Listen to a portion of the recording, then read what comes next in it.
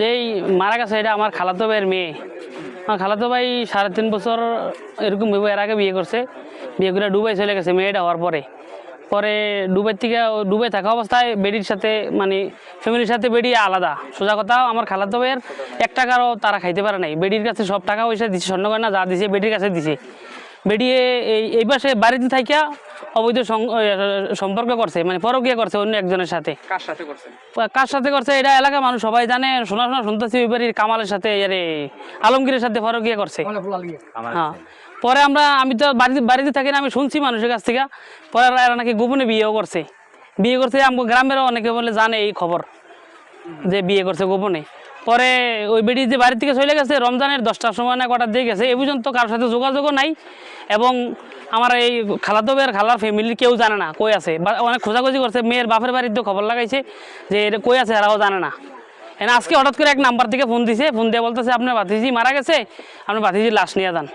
এখন আমরা তো আগামাতা কিছু জানি না কোথায় ছিল, কিভাবে মারা গেছে। অসুস্থ হইলে তো এবারই বলতে পারতো যে বাচ্চা মেডিকেলে আছে, আপনারা দেখে যান নাকি বাচ্চাটা অসুস্থ। এরকম কোনো খবর আবার আমরা জানি না। আজকে হঠাৎ করে খবর পাইছি যে বাচ্চা মারা গেছে, বাচ্চারা কী করেন যায়। তো এখন আমরা তো আগামাতা কিছুই বুঝি না, কারণ একটা বাচ্চা নিষ্পাপ মেয়ে মারা গেছে, এটা তো না মানে বলতেন। এই আপনারা মৃত্যুর খবর কখন শুনলেন? মৃত্যুর খবর আজকে সকালে শুনছি আমরা। আচ্ছা, উনি আইসা কি বললো, কিভাবে মারা গেছে বললো? উনি আইসা বলছে না, আমি তো জানি না। ফোনে বলছে, আমার খালাতো ভাইয়ের কাছে ফোন দিছে, ফোন দিয়ে বলছে যে আপনার ভাতিজি মারা গেছে, এখন লাশ কি করবেন। আমরা তো আগামাতে কিছু জানি না, লাশ কোথায় ছিল বা এতদিন ওরা কোথায় ছিল, কিভাবে ছিল, কোন জায়গা থেকে আসছে, লাশ অসুস্থ হইলো কেমনে, মারা গেল কেমনে, কোন মেডিকেলে মারা গেছে, এগুলো আমরা কিছুই জানি না। ফোন করে বলছে যে লাশ আপনার ভাতিজি মারা গেছে, এখন এরা কি করবেন। তা আমরা আগামাতা কিছু জানি না, কারণ না জানি না তো কোনো কিছু। একটা লাশ, এটা তো একটা হদিস আছে, হদিসটা জানতে হবে আমরা কীভাবে মারা গেল। বেডি পরকীয়া করে আরেকজনের সাথে যে সংসার করতেছে, ওই সংসারে কোনো ঝামেলা হয়েছে কিনা, অথবা বেডি ইচ্ছা করে মারিয়া ফেলাইছে কিনা, নাকি কি জন্য মরছে, আমরা এটার সঠিক তদন্ত চাই। আইনের কাছে আমরা আসলে বিচার চাই। আপনারা কি তাহলে কনফার্ম যে সে এখান থেকে যাই আরেকজনের কাছে বিয়ে বইছে সংসার করতেছে? হ্যাঁ, এটা আমরা কনফার্ম যে আরেকজনের সাথে সংসার করতেছিল, এবং এটা এলাকার অনেক মানুষই জানে যে আরেকজনের সাথে সংসার করতেছে। আচ্ছা, ওনার নামটা কি? যার সাথে সংসার করতেছিল এর নাম আলমগীর।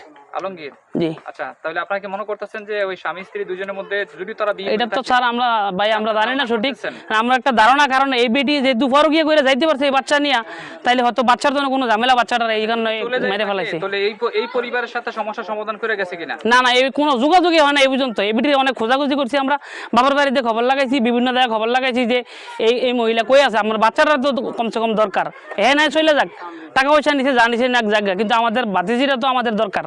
কিন্তু এই পর্যন্ত আমরা কোনো যোগাযোগ করতে পারি নাই। আজকে সকালে ফোন দেওয়া বলছে যে লাশ, এই বাচ্চা মারা গেছে, এখন লাশ কী করবেন।